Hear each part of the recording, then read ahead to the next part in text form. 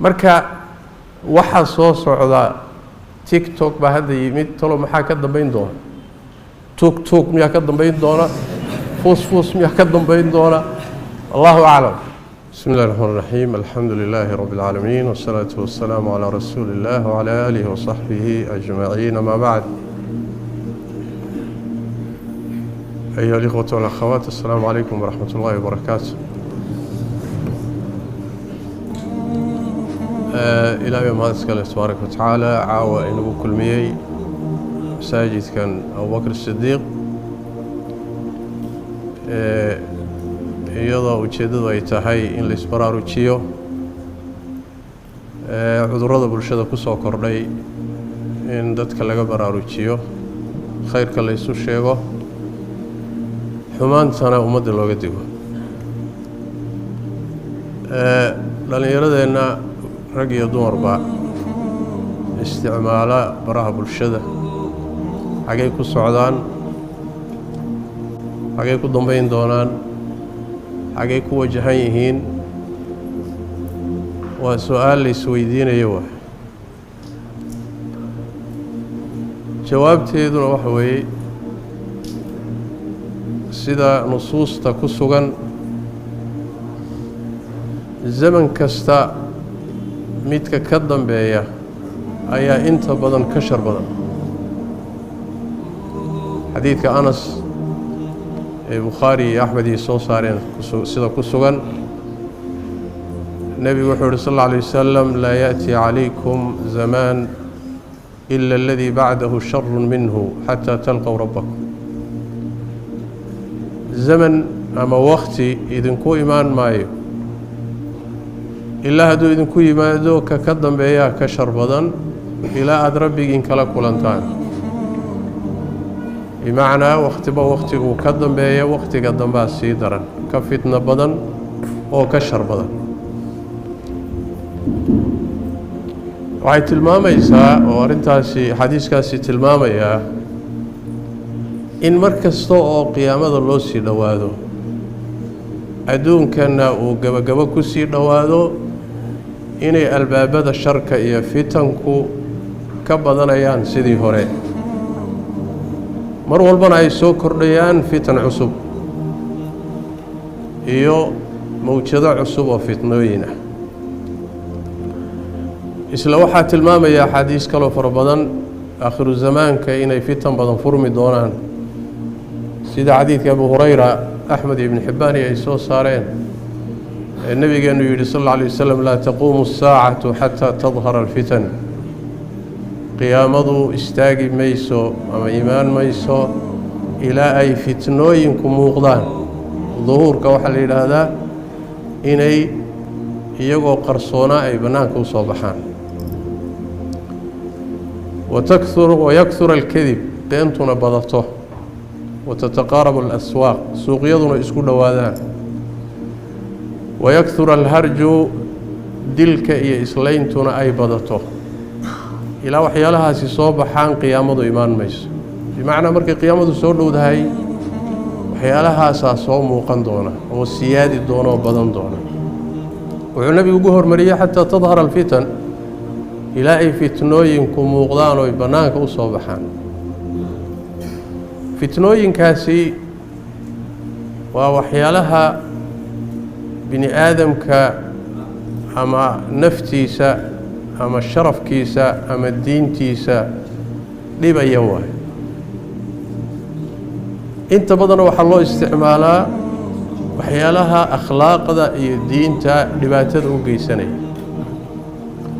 kuwaasaa marka muuqan doona sanadba sanad ka dambeeyo way soo siyaadi doonaan waaqica markan hadda fiirino aan hadda nool nahay iyo zamankan aan nool nahay oo aan garab dhigno waqtigii ka horeeyay arintaas way caddahay maalinka ka dambaysa ayaa ka sii daran kana shar badan kana fitno badan waagii hore caalamka wuxuu ku wada xiriiri jiray waraaqo la isu diri jiray waxaa ka dambeeyay caalamka iyo bini aadamka jooga inuu ku wada xiriiro codka idaacadaha soo baxay in codka la isgaadhsiiyo codka isgaadhaya idaacadaha oo inta badan wararkay tabin jireen laakiin brograamiyo barnaamij kalena way lahaayeen waxaa gacanta ku hayay inta badan dowladaha iyo mujtamacaadka gaalada waa la baasaystay shar badan iyo balaayo inay furmayso ayay dadka inta waxgaradkaa rumeeyeen idaacaddii iyo warkii gudbaya waa laga yimid maqal iyo muuqaal baa yimid telefishin baa yimid oo maqal iyo muuqaal ah waxaa la yidhi wixii hore iqarsu ah idaacad iyo cod soo gudbay oo la dhagaysto geed hoostii lagu dhageystay iyo baadiye tuulo iqarsuba noqdayba telefishinkii sidii looga qaylinayay ayaa waxaa soo baxay wax la yidhaahdo internet telefishinkii muxuu noqday iqarsuu noqday ilaa waladii bacdahu sharun minhu telefishinka jihooyin mas-uulaaba lahaay oo la yaqaano oo muxuu ahay la dabageli karo waxa ka yimaada ka baqaya in muxuu ahay lagu dabagalo internet baa yimid wixii hore dhan wuu nasakhay internetkii markuu yimid brograamyo fara badan baa ka dhashay marka oo yacni wax weeyaan laga sameeyey oo bini aadamkii noolaa ee dhulka korkiisa ku noolaa uu wax isku gaadhsiinayo mabaadidii baa la isku gaadhsiin caqiidadii baa la isku gaadhsiin akhlaaqdii baa la isku gaadhsiin wax kastoo bini aadamku uu leeyahay oo dhan baa la isku dhaafsanaya internetkii markuu soo baxay markaa shabakadaas wuxuu noqday siyaabaha kala gedisan brograamyada looga sameeyey facebook baa soo baxay youtube baa soo baxay instagramkii baa soo baxay snapchatkii baa soo baxay midba mid kaga dambeeya ka daran ilaa markii ugu dambeysay uu soo baxay tiktok oo wixii hore oo dhan bay yihiin wixii hore oo dhan ka daran muxuu kaga daran yahay wuxuu kaga daran yahay horta dadka uu isagu taargadgaraynayo waa da'yarta intii waaweyneyd uma badnaa 13 jir 18 jir 20 jir intana u badan waa bini aadamkii intii maskaxdooda iyo caqligoodu uusan bislaanin caadifadooda iyo shahwadooduna ay qaalib ka ahayd intaasaa taarget laga dhigtay waa midda labaadee sannadba koodan gudahood ayuu wixii hore oo dhan wixii ka horreeyey oo dhan dhaafay marka la fiiriyo dadka ku taxan taqriiban 3 sano 4 sano gudahood buu wuxuu gaadhay bilyan ka badan inay ku xidhmaan oo da'yartaa u badan marka waxaa kaleeto iyadana aafadiisa kale ay noqotay maadada lagu faafinayo wax kontaroola ma laha barnaamijkanna asal ahaantiisa shiina iska leh shiinana waxa weeyaan waa reer galbeedka marka loo fiiriyo waa mulxid ilaahayna ma rumaysna aakharana ma rumaysna reer galbeedkaaba laga helaa waxoogaa kaniisado iyo kuwa ahlulkitaab iyo laga dhex helaa laakiin china waa mulxid ilaahayna ma rumaysna aakharana ma rumaysna akhlaaqna ma rumaysna waxa ma rumaysna maadaduu rumaysan yahay marka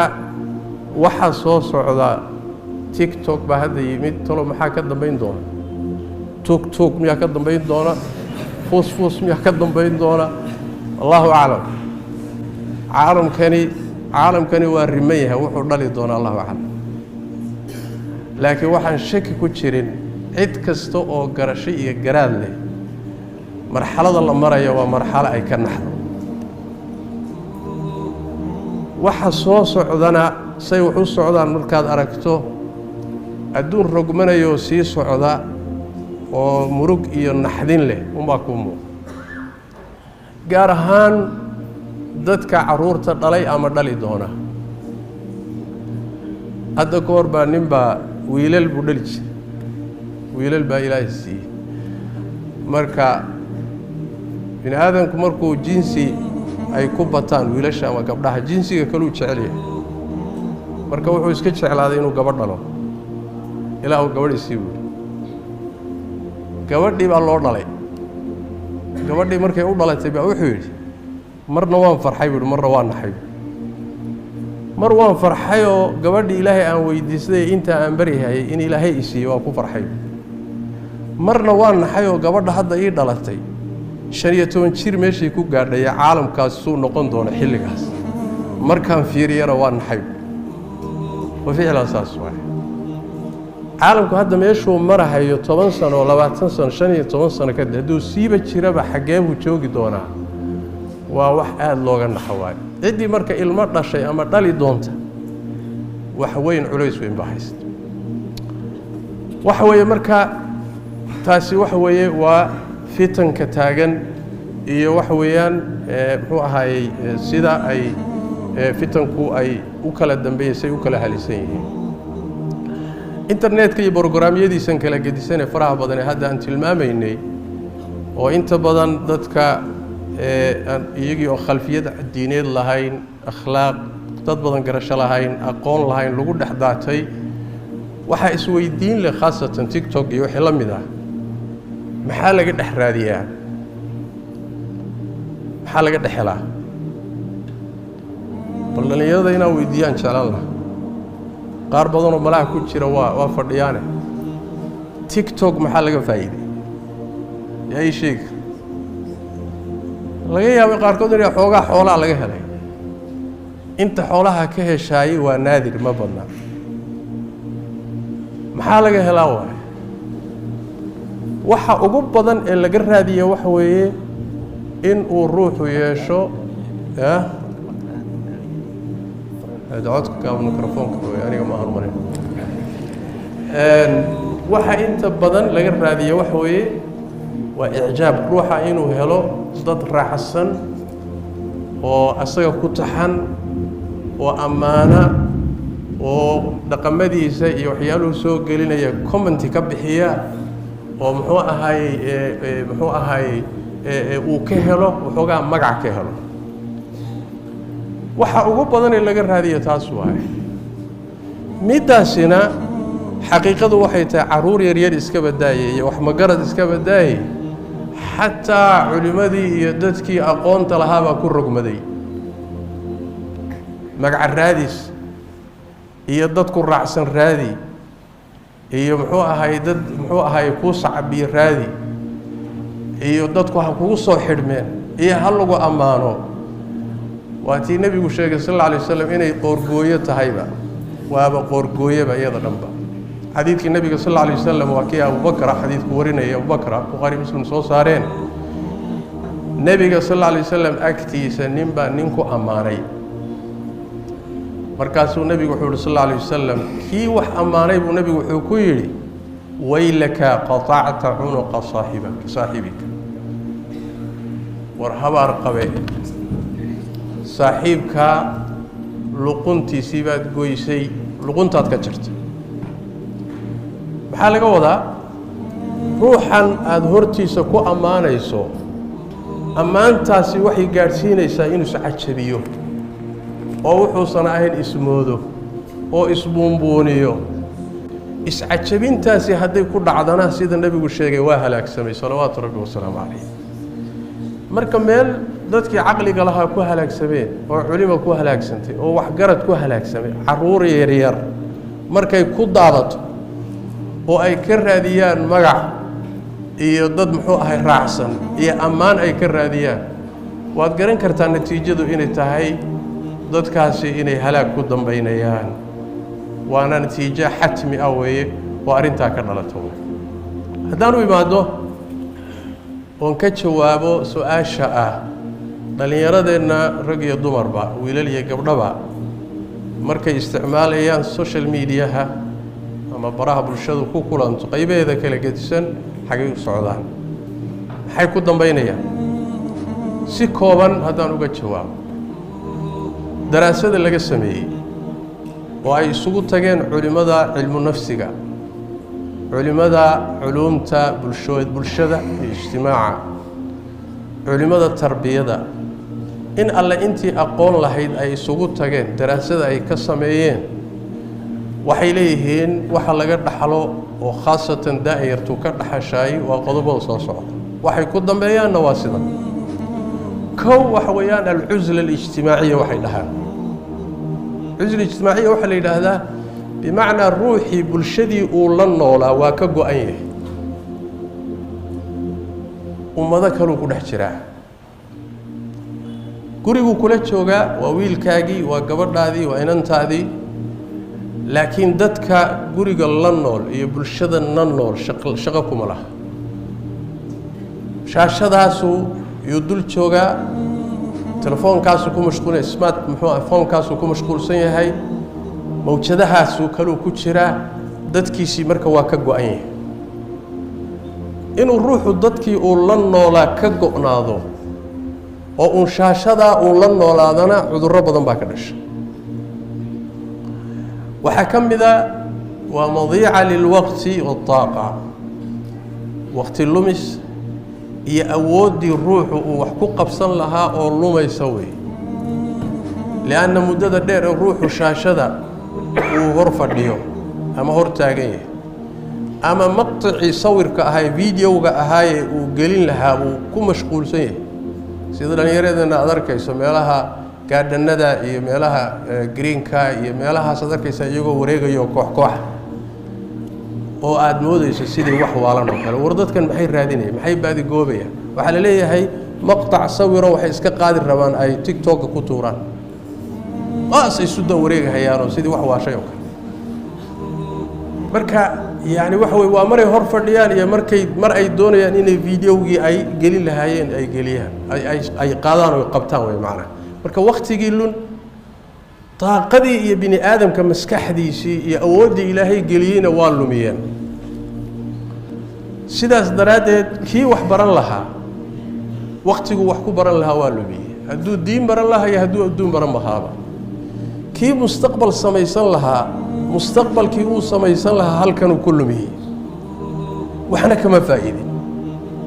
sawir adoo isruuxayo oo dabada waraaryahayo shafka waraaryahayo qaadqaad oo geli mal faa'ida waa biduuni natiija maanta dhan ku dhex jiro muxuu ahaay dhex wareeg mal faa'ida maa fi faa'ida wax faa'iido uu ka goostayna male wixii mustaqbalkiisa uu tabcan lahaa ama faa'iide uu keeni lahaana hadday cilmi tahay iyo hadday shaqo tahayna waa dayacaya waxaa ka mid a natiijada ay da'yarteennu ku socoto ama in badani ay gaadheen alcuryu wadacaara qaawani iyo dhaqan xumo iyo akhlaaq xumo maxaa yeelay si gabadhan ama inantan ama wiilkan dhallinyaradii uu u helo custom u helo si jumhuurta iyo dadkaa uu u soo jiito waa inuu wixii uu ku soo jiidan lahaa meesha geeyo waayo waa inay gabadhu marka isqaawiso oo shafkeeda bannaanka dhigto oo mafaatiin jirhkeeda bannaanka dhigto oo marka qaarkood dhar ka dhigato oo marmarka qaarkood ay muxuu ahay dhar khafiifa soo xidhato oo ay dadkii say u soo jiidan lahayd oo jumhuurta u kasban lahayd ay samayso sidaas daraaddeed bimacnaa waxa weeye isqaawinta iyo muxuu ahaayey akhlaaq xumada iyo dacaarada iyo qashinkaas ayadana waxa weeye khaasatan gabdhaha iyo da'yarta gabdhaha ah waa midda iyadana kadibna waxaa baaba'aya oo meesha ka baxaya dhaxalkii diineed dhaxalkii thaqaafiga ahaa dhaxalkii akhlaaqiga ahaa xishoodkii culimmada ka hadli doonta anshixii wixii uun mujtamacaadka muslimkii ay dhaxleen oo diintoodana ku soo degtay awow iyo abna ay ka dhaxleen oo dhan baa marka la burburinaya oo waxaa burburinaya muxuu ahaayey arrintaasaa burburinaysa waxaa ka mid a oo dhallinyarada ay ku socdaan social mediahaasi markii ay si miiri la-aana u isticmaalayaan in badanoo iyaga ka mid ah inay ku dhacdo cudurradan nafsiga ah igti'aabka isla hadalka stresska qaarkood xataa inay isdilaan waxaana keenaya hadafka markuu noqdo ama tiktok aad u gelayso ama aad u gelayso muxuu ahaayey manasaadkan aad u gelayso waxaad u gelaysaa inaad xaqiijiso inaad dad badan hesho haddii marka wixii aad rabtay aad xaqiijin kari weydo dadka qaar baa marka dambe jiranaya markay jiradaanna nafsiyan ay u jiradaanna waxay keenaysaa natiijadu inay iskaarijiyaan taqaariirta laga qoray in badan oo da'yarta ka mida inay isdilaan oo iskaarijiyaan waxaa keenaya calashaani wuxuu gaari kari waayey meeshuu u socday gabadhii waxay gaari kari wayday meeshii u socotay marka cudurraa ka dhasha cudurro nafsi ay ka hadlayaan culimada culumta psychologiga ama culumta nafsiga ay aad uga hadlayaan ayaa da'yartu ka qaadaa waxaa ka mid a yacni aqaanida heesaha muxuu ahaayey inta badan iyo muusiga ku lamaan muxuu ahaayey maqaaticda sawirada videoga inta badan waxaa la socda muxuu ahaa ama hees ama muusig ama waxbaa la socda muusiga iyo heestaana waxay ka hadlaysaa wax qashina yani waxay ka hadlaysaa jaraa'im marmarka qaarkood waxay ka hadlaysaa maandooriyaha marmarka qaarkood waxay ka hadlaysaa jaraa'imta wax dilka marmarka qaarkood waxay ka hadlaysaa khaniisiinta iyo dadkan qashinka ah ya macnaha gabadhii muslimadda ahayd intay soo qaadatay heestii iyo muusigiiba iyadu waxay ku dartay inay isruuxdo un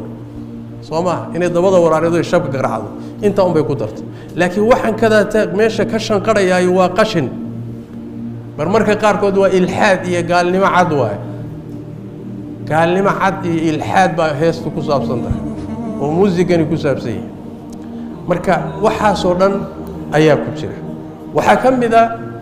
dhallinyaradu meesha ay u socdaan iyo waxay kala kulmayaan waxaa ka mid a altacaruf cala altabaqa almuhamasha min almujtamac bulshada bini aadamka gaalkeeda iyo muslimkeedaba waxaa ku jira in liidato oo aada u hooseysa meeshan waxaa isugu yimaado social mediaha soo gala bini aadamka intoodii liitayna way ku jiraan wiilkan dhallinyarada iyo gabadhan dhallinyarada marka waxay baranaysaa dadka isbedelay oo ragga ahaan jiro dumarka iska dhigay kuwii dumarka ahaayoo ragga iska dhigay khaniisiinta qashinka ah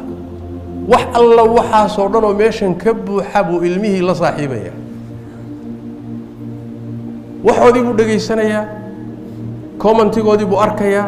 sawiradoodii buu arkayaa mabaadidoodii bay sharxayaan akhlaaqdoodii bay soo bandhigayaan waxaasoo dhan buu marka ilmihii wax ka gurubsanaya oo wax ka urursanaya qisooyinkoodii bay ka warramayaan kadibna ilmahani markii horeba khalfiyana ma lahayn waxna ma garanayn waxna ma kala saari karine siduu ugu dayan lahaayoo iyagoo kale u noqon lahaa buu isku dayaya